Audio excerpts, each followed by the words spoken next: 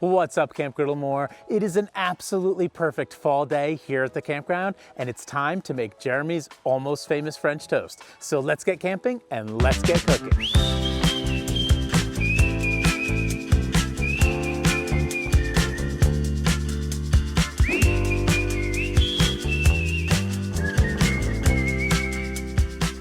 Sean, I think we've got to be honest with everybody out there watching Camp Griddlemore. We are in a full-on Brenner situation here. It is afternoon and we are rocking French toast for dinner, but it's like a super hearty, super crunchy, super nutty, super cream cheesy French toast, and it's super delicious, and I think it's gonna work for dinner. So let's prep our ingredients. We are going to use 8 eggs here. That's basically 1 egg for each piece of our French toast, which is going to eventually be stacked and turned into something like a stuffed French toast. We're also going to use the Chobani coffee creamer, which I am basically using every single time I make French toast these days, and we're gonna add some extra cinnamon on top.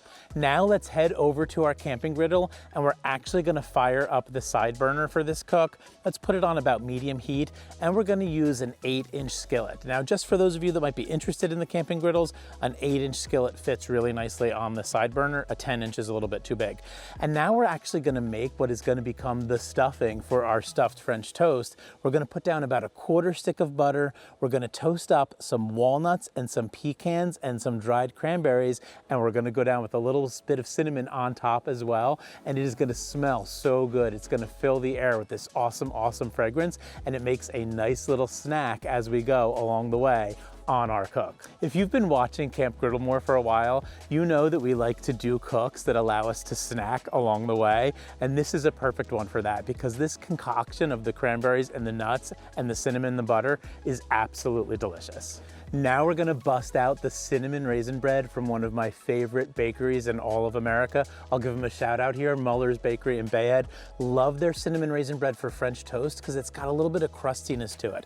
So a little bit of a pro move is I'm gonna put down the cinnamon raisin bread on the griddle on low heat, and I'm gonna toast just one side of the bread, and that will become the insides of the bread, where I'm gonna spread some cream cheese in a second to make it like a stuffed French toast. And the reason that I really like toasting it here is because it keeps it from becoming mushy. This is gonna be a really hearty French toast that actually has a little bit of crunch to it, which I really, really like.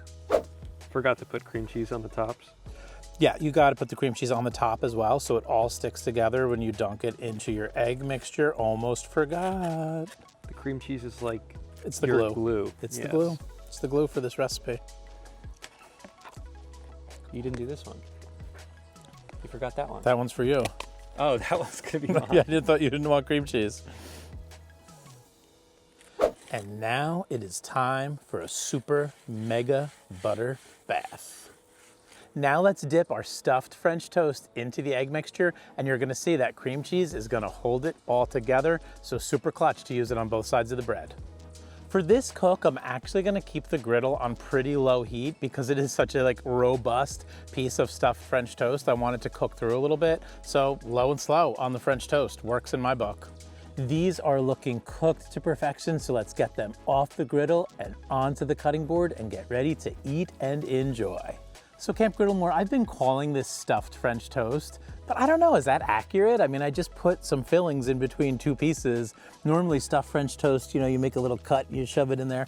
I don't know, when I'm making food at the campground, I want to move more quickly than that and not be creating all these little slices, but I'm calling it stuffed French toast, and I'm about to dig in and try a bite because it looks good and it smells so good. And a pro tip on this one, this is a hearty piece of French toast. You need to use a real fork, no plastic camping forks for this one. I love the way the cream cheese comes together with the walnuts, with the pecans, with the cranberries, with the cinnamon. It's very fragrant, it's very delicious, it's very hearty. You really just need one of these pieces of 2 French toasts for an entire breakfast, or as it were, a Brenner. I think another secret here, don't put on too much cream cheese. A light spreading of cream cheese on both of the pieces of the toast. If you can remember. If you can remember, I almost forgot. And toasting the insides of the bread, I truly believe is another pro move. I feel like this runs the risk of becoming a little mushy, but toasting the inside of those pieces of bread, and as I mentioned, that was really nice, crusty, cinnamon raisin bread from a delicious bakery, from an awesome bakery. So having the right bread, toasting the insides is gonna make a big difference on this and not turn it into mush. No French toast sandwich for me. So you think you could just eat it as like a French toast sandwich? Yeah, I'm gonna say that's not stuffed French toast. My vote It's a French is- toast sandwich? Yeah, that's my vote. Maybe we should have titled the episode French toast sandwiches.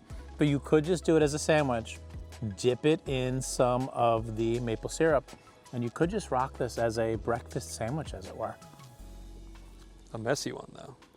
Not super messy, a little bit of syrup on your fingers, but that's gonna happen at the campground. All right, Camp Griddlemore, let me know in the comments below. Is it fair to call this a stuffed French toast, or is it a French toast sandwich, or should we just stick with Jeremy's almost famous French toast? No matter what you call it, it was really hearty, it was really delicious, it smelled great making it. It was a fun camping meal to make here on Camp Griddlemore. We'll see you all next week for another great recipe. Thank you so much for joining us.